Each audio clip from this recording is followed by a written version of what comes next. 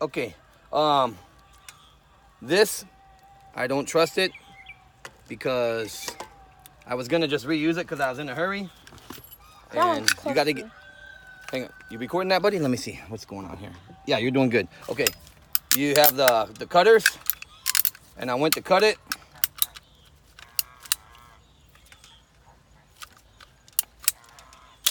And it snaps like that. So this is brittle and old, so I'm not gonna reuse that. So I just put, it's gonna work out way better anyway. Just put a little different riser this way so it's not so easy to hit. And this way I can just plug. This has the female garden hose thread. I can just screw, it's gonna be easier to prime it.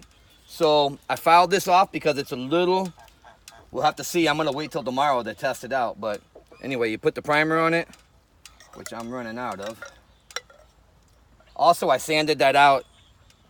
So I'll put a little primer, put some primer in there. Give it like 5 seconds. I started wearing gloves because you get all this stuff on your hands and people, I don't know, you think you're like, it's hard, you can't just wash it off. So just get some cement, put some cement on there. And put that in. Hey, it went right in. Facing it that way.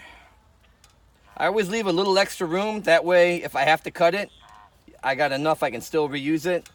But that works out pretty good if you got an expensive part like that check valve. I don't remember what that might have been. I'm sure that was hundreds and hundreds of dollars. Or if you want to reuse something like that. Plus, you got to figure the time to go get the parts. So anyway, it went in together. Here, I'll do the camera. Thank you.